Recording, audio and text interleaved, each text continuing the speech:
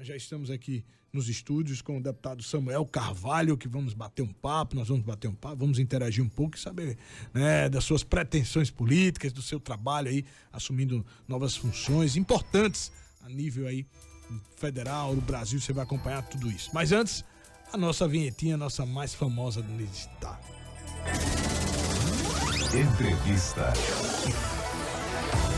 Olha, 13h15, deputado Dr. Samuel Carvalho, a satisfação recebê-lo aqui no nosso Jornal da Xodó, para que a gente possa bater um papo muito bacana com os nossos ouvintes e telespectadores. Boa tarde, meu amigo Bareta Filho, boa tarde, Eduardo Carvalho, meu parente, né, Samuel Carvalho, Eduardo Carvalho, boa tarde, Valquíria, boa tarde, Alda Santiago, também com o nosso amigo Daniel Vilas Boas, muito bom estar aqui no Xodó, no Jornal da Xodó com vocês. É isso aí, em rede, né, para todo o estado de Sergipe, são 5 afiliadas, levando muita informação, nosso sistema RTV Web, o senhor pode acompanhar o nosso dinamismo, a nossa comunicação com os outros apresentadores, né, de outras afiliadas nossas. Isso tem feito com que a Rede Xodó pudesse levar informações importantes e necessárias nos 4 cantos do estado e além fronteiras, não é isso, Eduardo? Pegamos 10% da Bahia, de Alagoas e de Pernambuco, viu? Então um abraço aos nossos canhão, né? Irmãos alagoanos e baianos também. Enfim, boa tarde a todos os sergipanos. Doutor Samuel, pra gente começar, queria que o senhor trouxesse um pouco aí, né, de uma forma resumida, claro que o tempo é sempre curto, sempre muito corrido, mas um pouco da sua atuação como deputado, essa função que o senhor acaba de assumir recentemente, a presidência da Comissão das Cidades da União e dos legisladores e legislativos lá da UNALI, que é esse órgão importante que une, né, integra todas as assembleias aqui do nosso estado, e como é que tem sido para o senhor desenvolver esses trabalhos? Veja, eu fico muito feliz em ter recebido esse novo desafio.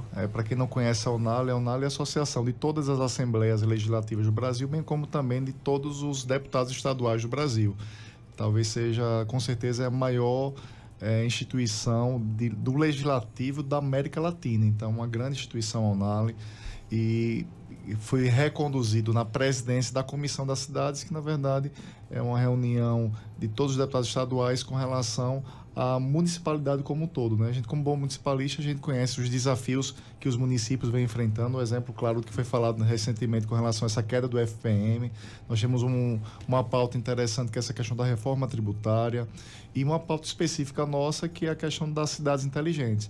De alguma maneira, com esse avanço tecnológico, a gente poder isso reverter em benefício para os municípios brasileiros como um todo, que é até a pauta que nós vamos debater no próximo dia 21 na Assembleia Legislativa, que estará sediando um grande simpósio aqui com representantes praticamente do Brasil todo. Eu até já convido também toda a imprensa sergipana, bem como aqueles que já convidamos a FAMES, inclusive, para que os prefeitos possam estar presentes, para a gente ver alguns cases de sucesso no Brasil que pode ser aplicado à nossa realidade aqui a nível do estado de Sergipe. Doutor Samuel, esse será um dos eixos durante essas pautas, né? Serão desenvolvidas aí de forma conjunta com todos lá na UNALI? Isso, é uma pauta que eu, como fiz uma pós-graduação em gestão pública com ênfase em cidades inteligentes, a gente levou essa provocação para a UNALI para a gente trazer para Sergipe essa pauta, e graças a Deus conseguimos essa agenda, uma agenda muito disputada por sinal, e Sergipe está sediando esse evento no próximo dia 21, às 14 horas ali na Assembleia Legislativa. Quero até agradecer o deputado Jefferson Andrade, nosso presidente, pelo grande apoio e incentivo também para que esse evento pudesse ser realizado aqui no estado de Sergipe. Essa pauta de cidades inteligentes é extremamente importante nos grandes desafios que nós temos com relação à sustentabilidade, mobilidade urbana. Então, eu estive em São José dos Campos semana retrasada e aprendi muitas coisas que a gente pode colocar em prática, se assim Deus permitir, no futuro. Isso é muito importante. Doutor Samuel, eu estava vendo o termo aí, cidades inteligentes, me lembrou muito aqui na nossa capital, Sebastião Pirro, né? A forma de tabuleiro de xadrez aqui da nossa cidade, Aracaju, foi uma cidade, né, planejada, isso muito nos ajudou. Mas com as décadas a gente percebeu que o impulsionamento, o crescimento da cidade de maneira desordenada, muitos problemas. Há uma forte tendência no Brasil da municipalidade. Como é que a gente pode definir então o que é uma cidade inteligente daquela que não o é? Veja, quando a gente fala cidade inteligente, precisa dividir duas situações. A primeira é com relação a essa questão da própria tecnologia, a gente trazer isso para benefício às cidades. E também as práticas inteligentes, porque às vezes você faz uma atitude que não tem nada a ver com tecnologia, mas isso é uma prática inteligente que acaba desafogando alguma situação. Eu vou dar um exemplo com relação ao transporte público. Nós temos essa questão da mobilidade urbana, que é um grande desafio nas grandes metrópoles. Aracaju vem enfrentando muito com isso. Eu acho que talvez o primeiro passo seria a própria licitação do transporte público aqui da Grande Aracaju, mas nós temos ferramentas interessantes como o incentivo a meios alternativos para que as pessoas possam ir para o trabalho, para a escola, de uma forma geral. Tem uma cidade que a gente visitou recentemente, que quando você pega o QR Code e faz o cadastro, você sabe quantos minutos o ônibus vai demorar para chegar naquele ponto, e você consegue se organizar para sair de casa, quando é que vai ser o próximo ônibus. Então, assim, isso é o uso da tecnologia, uma ferramenta bem... Semáforos também, né? Semáforos inteligentes. Pode colocar, inclusive, QR Code quando é que detectar, para saber se aquele cidadão ali não tem um mandado de prisão, e isso acaba indiretamente ajudando na própria segurança pública. Eu cheguei na cidade de São José dos Campos semana passada, a assessoria do prefeito comentando que o rapaz foi pagar o IPTU, mas tinha um detector de face facial, e a pessoa percebeu que tinha um mandado de prisão por Maria da Penha. O prefeito até brincou, primeiro tinha pagado o IPTU para depois ser preso. Então, mas não assim, deu tempo, né? Na área da segurança também tem algum... A gente tem a questão também dos ônibus elétricos, que aqui em Sergipe ainda não tem, que acaba também ambientalmente correto também. Nós temos a questão da própria saúde, desde prontuário eletrônico, como também uma satisfação para o cliente, que eu acho que hoje o grande karma. O medicamento não tem, mas não tem uma justificativa de quando é que vai chegar, se chegar um aviso prévio, uma avaliação melhor das equipes, seja das UBS como um todo, como acontece lá em Vitória do Espírito Santo. Quando o cliente ou o usuário chega lá na UBS, ele recebe depois uma avaliação para ele fazer com relação ao atendimento da recepcionista, do enfermeiro, do próprio médico, e aí o prefeito ele consegue avaliar melhor qual é a equipe que tem dado certo. Então, são práticas inteligentes como essa que acabam melhorando a qualidade de vida do cidadão, que muitas vezes é maltratado no posto de saúde, não existe aquele atendimento humanizado. Nós temos na área da segurança a questão do cerco inteligente, identificou através de um sistema OCR, por exemplo, que aquele veículo é roubado, automaticamente Guarda Municipal, Polícia Militar faz o cerco inteligente e devolve o carro para a pessoa que infelizmente foi assaltada. Então, são práticas, até na área da agricultura, uma praça que precisa ser aguada, a gente vê aqueles carros-pipas, né? E tem sistema moderno que você ativa ali pelo próprio celular. Se o local tiver mais verde, eles liberam menos água, se tiver mais seco, eles liberam mais água. Inclusive, quando há um vazamento, ele identifica através do sistema. Então, assim, o uso da tecnologia no avanço das cidades como um todo, é isso que a gente tem estudado e tem procurado se aperfeiçoar, Eduardo. É isso é muito importante. Agora, doutor Samuel, eu percebi, viu, Baretinha, que está muito aperfeiçoado nas cidades, né? Isso quer dizer uma tendência natural. Doutor, o senhor se destacou também como legislador, né? Desde que você entrou, seus projetos também foram projetos sempre muito inteligentes. Mas todo esse conhecimento que você está adquirindo, você pensa também em entrar para o mundo do executivo, levando toda essa experiência? Veja, Eduardo, eu costumo dizer o seguinte, eu vivo intensamente tudo aquilo que eu faço. Hoje, como deputado estadual reeleito, eu procuro o máximo ser um legislador presente, com pautas importantes para a sociedade. Talvez na legislatura passada eu tenha sido deputado estadual, Valquíria, que tenha mais leis aprovadas e sancionadas. No trabalho de fiscalização, fizemos algumas fiscalizações na área da saúde, entre outras. Então, esse é o papel do deputado estadual. Claro que nunca neguei isso para ninguém, eu tenho, não vou dizer uma dívida, porque já fui corrigido pela assessoria, dizendo, não diga que você tem uma dívida com o município de Socorro, mas assim, eu tenho uma gratidão e um carinho pelo município de Socorro, porque casei com uma filha socorrense, moro na cidade, e a gente percebe que lá está faltando prefeito. E coloquei o nome à disposição na eleição passada, a gente quase ganhou a eleição, faltou só um pouquinho.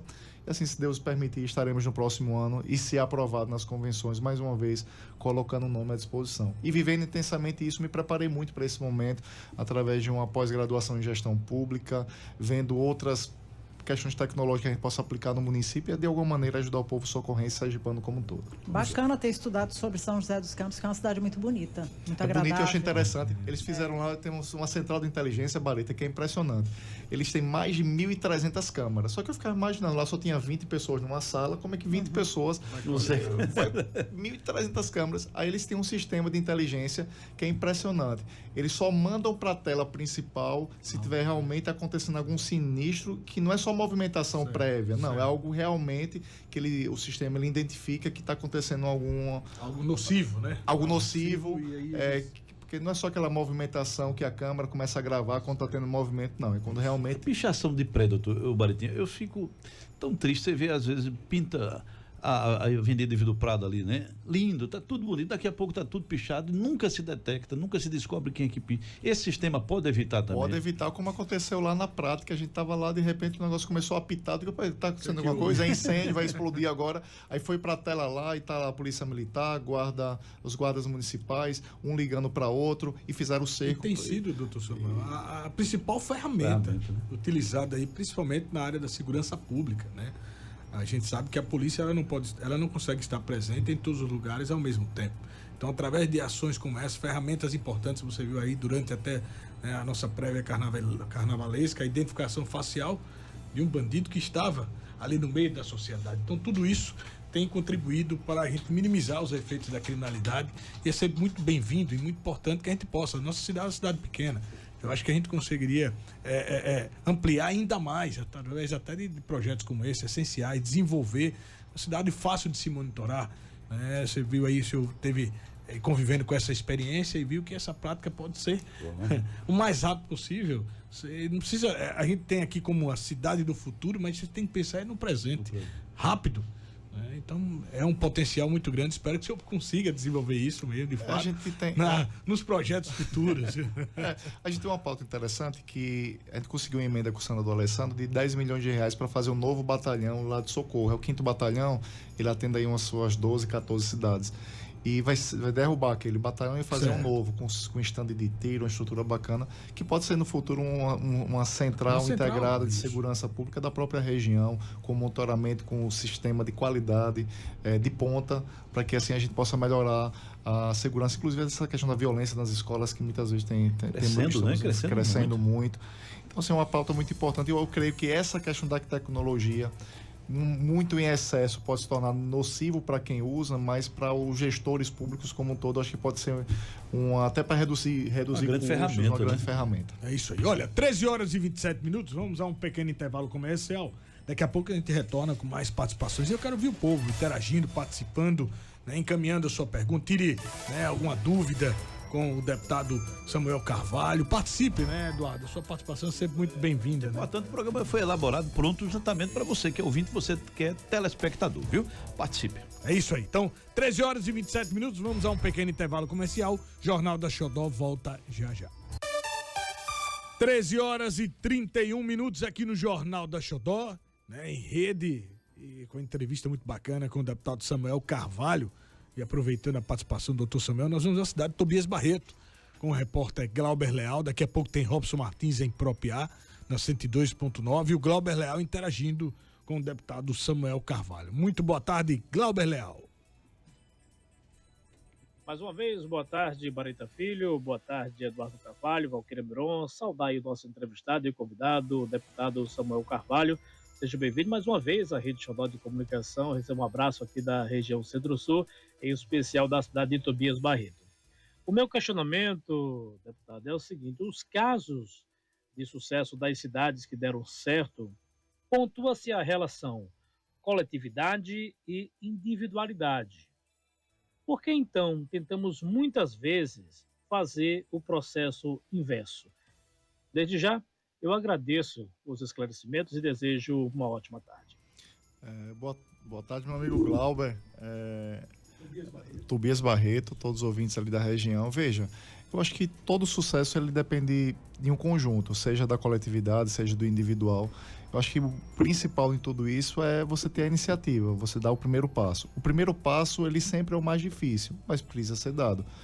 Claro que às vezes tem a dificuldade de adaptar algum tipo de tecnologia, tem algumas interferências de forma individual, mas precisamos pensar no coletivo como um todo. Eu acho que se a gente conseguir avançar muito nessas questões de cidades inteligentes ou com práticas inteligentes também, a gente consegue trazer uma melhor qualidade de vida para o próprio munícipe, em todas as áreas, seja mobilidade urbana, sobre essa questão também da própria sustentabilidade, que a gente não pode hoje esquecer que a gente está num cenário muito complicado com relação a essa questão ambiental e precisamos também, mesmo com o avanço tecnológico, mas nós não podemos desprezar essa questão da sustentabilidade. Então é uma prática como um todo, utilizando a parte individual e a parte também a parte coletiva. Eu acho que um complementa o outro. Não necessariamente o inverso do outro, como foi feita a pergunta, mas eu acho que é como um todo. Ninguém faz nada sozinho. Um gestor não vai administrar uma cidade sozinho se o munícipe lá na ponta não dizer qual é a problemática. Porque é melhor quem conhece o Guajará. Quem vive no Guajará. Quem convive com a realidade. Quem está convivendo com aquela realidade. Os gestores sabem em tese o que está acontecendo, mas quem sabe na pele é quem vive aquela situação. E talvez a saída esteja realmente nas mãos de quem reside e vive aquela situação, que melhor conhece a problemática. Olha, o senhor tocou no Guajará, que é uma problemática que o nosso programa também está sempre recebendo denúncias e apelos da população. E a Rose, ela colocou aqui, ó. Doutor Samuel, precisamos de um olhar melhor no Guajará. Esperamos o senhor. Olha aí, tá vendo? A Rose... Olha, você vê que ela já associou aí. Eu recebi hoje, inclusive, uma comissão de construtores da região do Guajará que quer investir no município, mas está com dificuldade porque como as ruas não estão tendo acesso, a Caixa Econômica parece não estar mais financiando, e nós colocamos à disposição nosso mandato para ir conversarmos com o diretor regional da Caixa Econômica, para que as pessoas possam empreender no município, gerando emprego e renda. A construção civil, ela acaba... É porque parece que a Caixa não está mais financiando quando não existe um beneficiamento ali na rua. Na rua não vai calçado, então... não há aprovação, né, de um projeto por parte das construtoras. Algumas casas acabaram até deterioradas ou rachando, então muitas ações do Ministério Público. Então, a gente tem que procurar juntos a solução. Reunir esses empresários, a próxima semana vamos atrás do Ministério Público, também da Caixa Econômica, para que assim a gente possa juntos encontrar essa solução. Mas é uma questão mais de gestão, Barreto e Eduardo. Por exemplo, 60 milhões de reais foi jogado no Complexo Taiçoca. Será que esses 60 milhões de reais não resolvia a vida do Guajará, Rosa de Maio, Pai André, Piabeta e adjacências? Então, é uma questão de gestão, recurso tem. Então, naquela época, optou-se em fazer ali o anel viário mais uma vez do Complexo Taiçoca, colocar asfalto no lugar de asfalto, onde já tinha asfalto, nem buraco tinha. Fizeram recapeamento, uma questão de opção do próprio governante na época e junto com o prefeito municipal. Então, o dinheiro está escasso, né? Cada vez está mais escasso. Agora a gente com bilhões agora, por exemplo, do fundo eleitoral, agora vai ter, né, os senadores das federais têm muito recurso para Brasília aqui no estado. Os deputados federais e senador nunca teve tantas emendas parlamentares para destinar. Na minha opinião, o que está faltando é gestão. Uma gestão bem tranquila, uma gestão... aquele choque de gestão, sem enxugar a máquina pública e reverter em benefício para a população, olha para as comunidades que nunca tiveram benefício e assim a gente consegue fazer justiça social. Se aqui já tem paralelo, porque a gente não trabalha em outra região que está lá, o pessoal está na lama. E depois que a gente conseguir o paralelo para essa região, a gente colocar asfalto nessa, a gente vai fazendo justiça social e ajudando as comunidades como um todo. É como se tivesse duas cidades em uma só, um local que é mais observado. Escolha de prioridades, seria isso? Escolha de prioridades. É isso aí.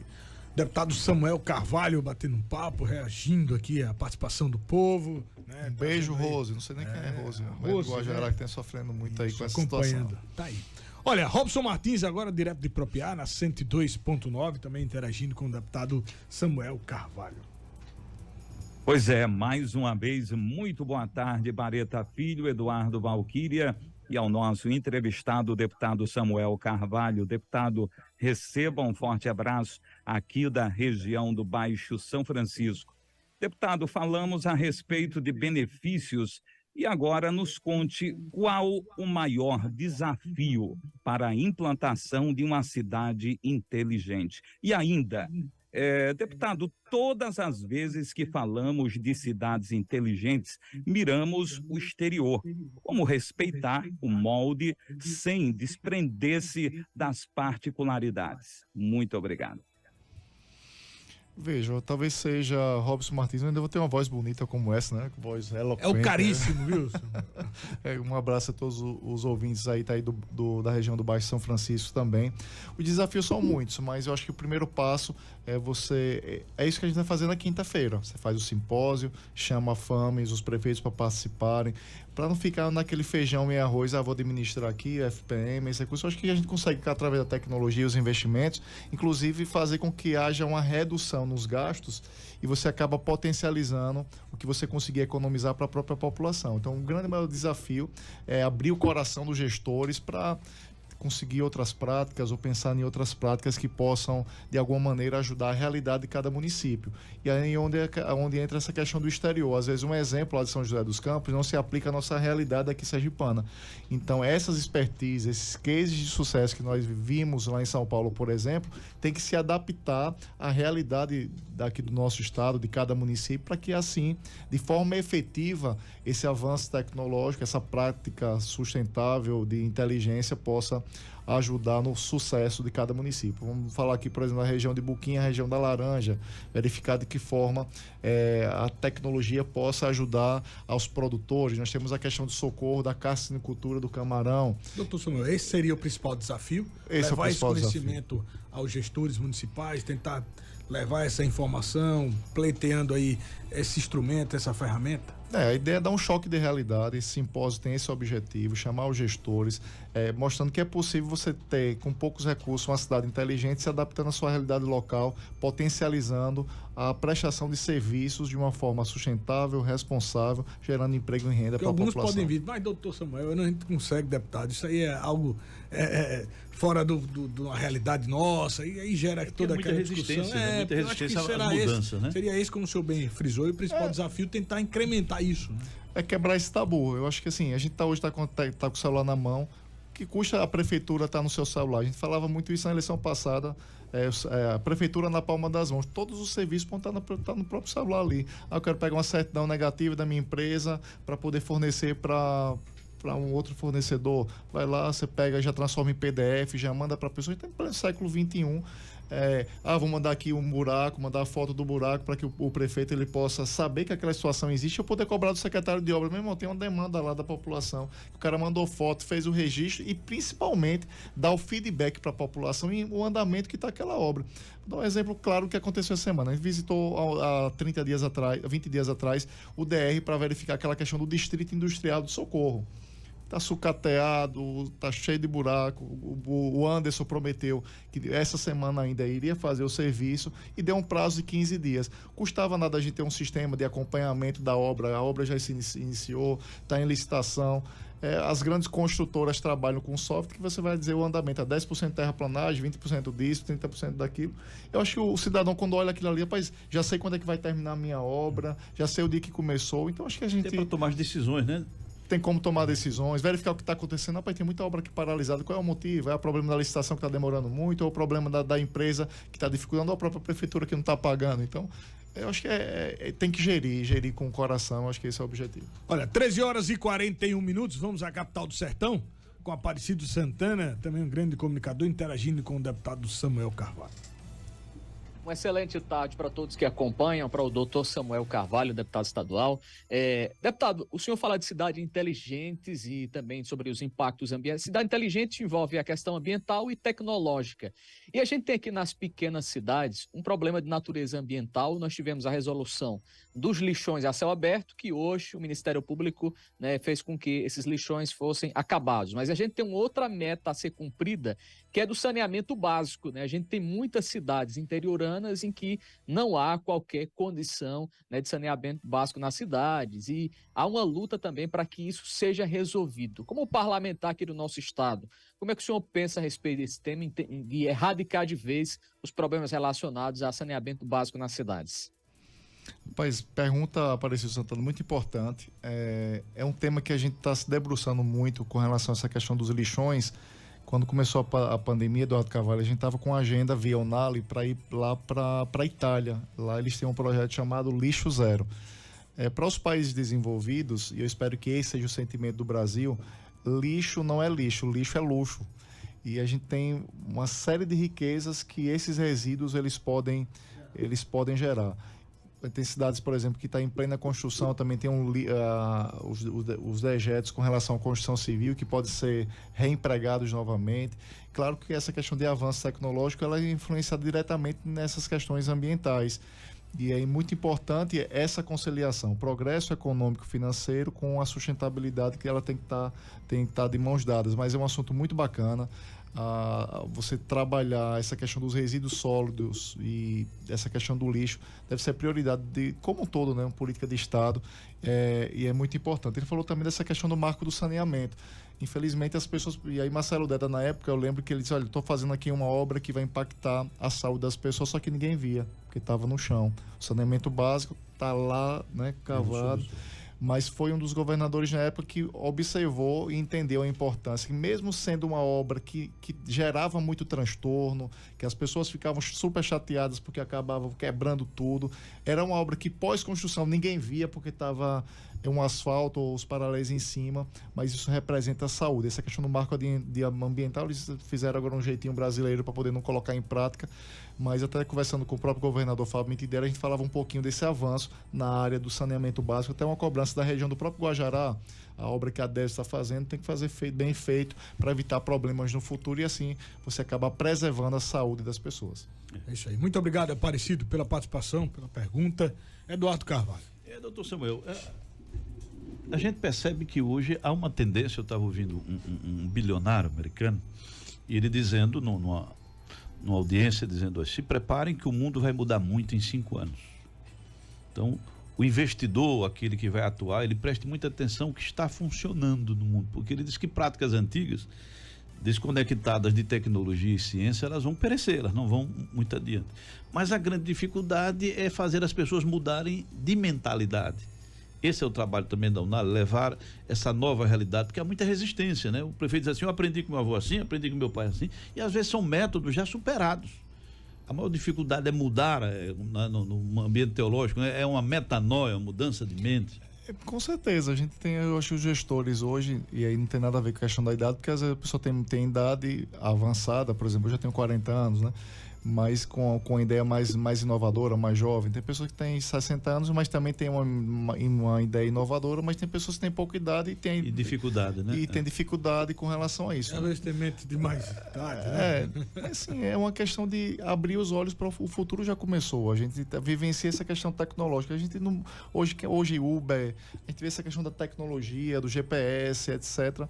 O mundo mudou e a gente tem que se adaptar essa nova realidade, e claro, com muita tranquilidade, com muita responsabilidade, preservando essa questão da sustentabilidade, para que assim a gente possa trazer para as próximas gerações mais tempo para eles viverem aqui. Essas guerras que às vezes acontecem aí, você pode perceber que boa parte dela é uma guerra própria tecnológica, né? Você sabe onde os mísseis vão parar e etc. E também tem a questão da própria economia, que a gente não pode esquecer nesse desenvolvimento tecnológico. Mas de alguma maneira, isso tem que ajudar as pessoas na ponta que vivem a realidade em todas as áreas. A iluminação pública, hoje é a responsabilidade da prefeitura. Meu Deus, antigamente você tinha que sair de rua em rua olhando se uma lâmpada daquela está apagada. Com esse sistema hoje você não consegue detectar tudo. O aluno em sala de aula, se ele tiver cadastrado, Baratinho, os pais vão saber em tempo real se ele foi ou não foi à escola, se o médico foi ou não foi ao posto de saúde. Eu acho que é isso que está faltando. O agronegócio usa isso aí fantasticamente, né? Quantidade de água, quantidade de solo, a semente que vingou, onde está. Então a gente está ali morando muito, né? Porque são ferramentas que quem se utilizar vai para frente. Quem não utilizar essa tecnologia hoje vai perecer no meio do caminho. E detalhe, não é uma coisa cara para se fazer, tem que ter boa vontade para fazer. E às vezes existe até financiamento do próprio governo federal com relação a essa área da segurança pública mesmo, é só ter os projetos, os recursos chegam e os municípios implantam.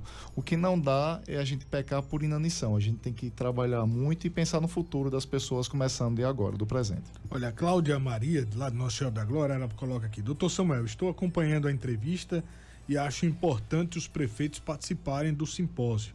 Vão conseguir administrar melhor os municípios. É a Cláudia lá, Cláudia Maria, na cidade de Nossa Senhora da Glória. Cláudia Maria, obrigado. Inclusive é um apelo nosso que a gente faz mais uma vez, aproveitando a grande audiência do programa aqui da Xodó. Já convidamos a FAMES para poder convidar também os prefeitos. Convidei até a vice-presidente da FAMES, também o presidente, que é lá de Areia Branca, e a prefeita Silvani, que é de Capela. Todos convidados. Então espero que pelo menos eles possam mandar representantes para esse grande simpósio, que com certeza será um marco tecnológico do estado de Sergipe. Isso é na LESE, né? Na LESE, dia 21, com a cobertura em primeira mão da Xodó. Olha só, a Maria Souza também. Boa tarde, deputado. Sou sua eleitora e não me arrependo. Seguiremos juntos. A dona Maria Souza lá em Socorro, viu? Dona Maria, muito obrigado pelo carinho e pela confiança no nosso trabalho. É isso aí. Olha, 13h48. Chegamos ao final desse bate-papo. Você pôde trazer aí informações importantes, deputado, principalmente com esse simpósio. E mais uma vez eu peço que o senhor reforce o convite, né? Aqueles gestores, como o senhor bem frisou, aquele que não pode estar, vai poder estar presente, que encaminhe alguém, né, que possa também estar lá representando, afinal de contas, através de políticas públicas como essa, discussões, gera aí muitas coisas boas para as cidades, para os gestores, através de ações importantes. Quero mais uma vez parabenizar a Unali por essa iniciativa de ter aceitado esse desafio de trazermos esse evento para cá. Tinham 4 ou 5 cidades disputando para trazer esse simpósio, mas ali a gente, né, com muita tranquilidade, mostrou a importância. Vamos fazer aqui no Nordeste, isso. Então, né, lá Aracaju, cidade do Caranguejo e tal.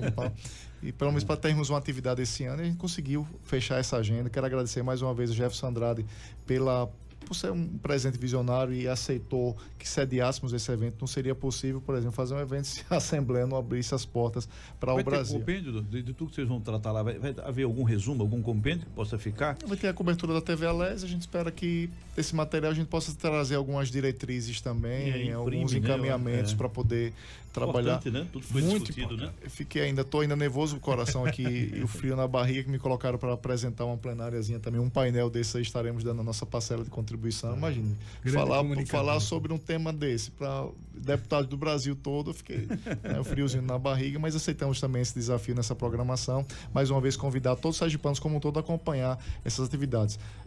Cidades do Futuro, no próximo simpósio na Assembleia Legislativa, quinta-feira, às 14 horas. É isso aí. Parabéns, deputado Samuel Carvalho. Conto com a Rede Xodó para quem pode. Só para não esquecer, a Unali, ela tem uma cadeira no Ministério das Cidades. Certo. E como a gente é presidente dessa comissão, então são 25 componentes no Ministério das Cidades e a gente faz parte desse conselho que, na verdade, com representantes do Brasil todo, um sergipano representando. Demonstrando aí a força e a sua capacidade, viu? Parabéns. Demonstrando a confiança da Unali, né? O nosso trabalho a gente está fazendo lá. É isso aí. 13h50 aqui no Jornal da Xodó. Você acompanhou esse bate-papo com o deputado Samuel Carvalho, que assume aí essa presidência da comissão importante, junto ao Unali, essa instituição tão importante que representa as assembleias aqui do nosso país. Isso é muito importante e participe desse simpósio aí, que é o simpósio Cidades do Futuro, que irá acontecer aqui na nossa Assembleia Legislativa.